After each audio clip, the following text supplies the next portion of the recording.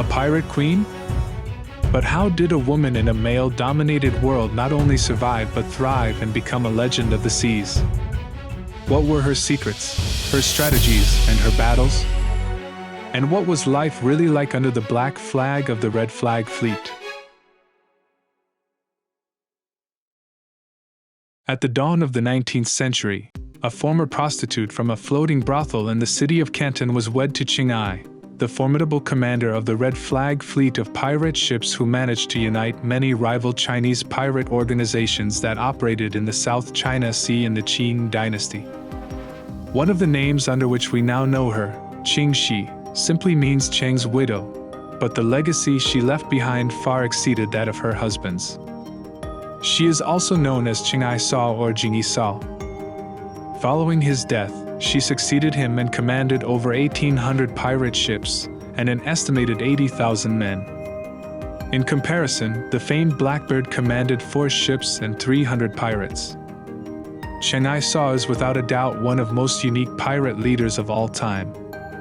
Born in 1775, she managed to distinguish herself in that fashion not only because she was a female, or that she managed to personally command the force of over 300 pirate ships and 80,000 pirates, or even more because she managed to forge alliance with many other pirate leaders who followed her, and created a naval force that counted over 1,500 naval ships and 180,000 pirates.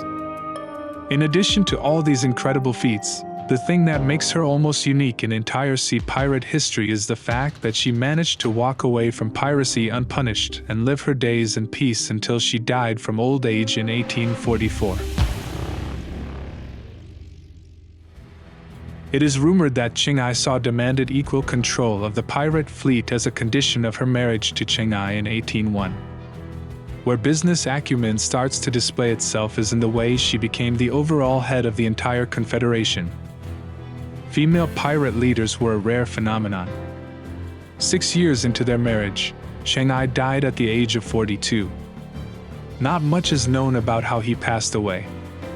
Some accounts indicate that he was killed at sea by a tsunami, while others insinuate that he was murdered in Vietnam. Regardless of the circumstances, his death left Cheng I Sa in a precarious position. Not much is known of the early years of Cheng I Sa except that she was a Cantonese prostitute who quickly rose through the ranks in the brothel of her birthplace city Guangzhou. She was famous for using her incredibly effective pillow talk to influence men. She eventually gained control over a large number of pirate ships and organized them into a well-oiled machine that attracted the attention of the famous Chinese pirate Cheng I. They chose to marry each other so that their pirate business could be united and grew to incredible size.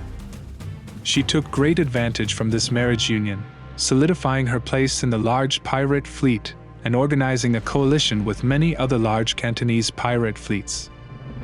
After the death of her husband Cheng I in 1807, she took control of the fleet, immediately starting a romantic relationship with Cheng's adopted son Chang Pao. Cheng I Sa's control over the pirate fleet at that time was absolute, which was possible not only because of her well-maintained political maneuvers that enabled her to rule unopposed, but also because of her insistence that all pirates under her command respect very strict pirate code.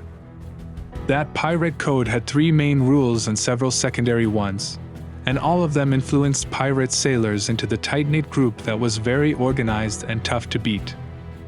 Reports from several governments with naval interests in the Chinese Sea, even mighty Great Britain, reported that pirates from the Cheng I Sa organization known as Red Flag Fleet were determined in their attacks and unyielding in defense or imminent capture when outnumbered. The core rules of Cheng I Sa's fleet were: pirates who gave unsanctioned orders or who refused to follow orders were executed on the spot. Stealing from the public fund of captured goods or money or raiding villages that supported pirates was punishable by death. All captured goods, money, or slaves had to be presented for inspection. The rewards were handed out in a predetermined way. It was absolutely prohibited to have sex or rape female captives. Pirates could marry pretty captives if they had means to support them and be faithful to them, but the rest were either ransomed or freed. Punishment for having sex or raping them was death.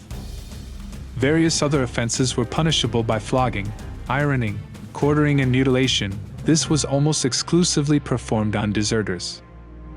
As ruler of the largest pirate fleet in human history, Cheng I saw even managed to create problems for many governments with the largest naval fleets in the world. China, England, France, and other countries who had interest to clear pirate activity from the Chinese Sea had no solution for her, and military involvement was out of the question.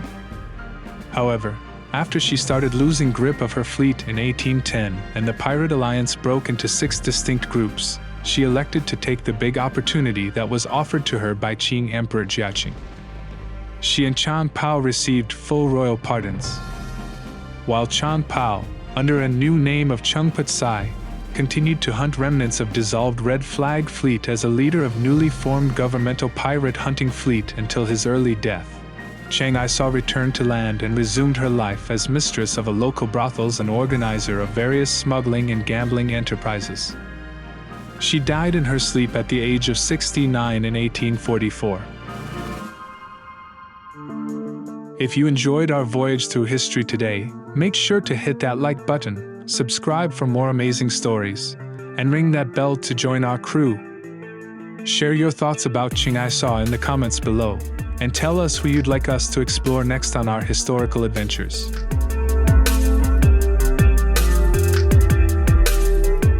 You may also want to watch Today in History, 70 Tornadoes Outbreak US, and the Trans-Siberian Railway. Until next time, keep your compass true, and your curiosity alive. This is Innovatronics TV, signing off. Fair winds and following seas, friends.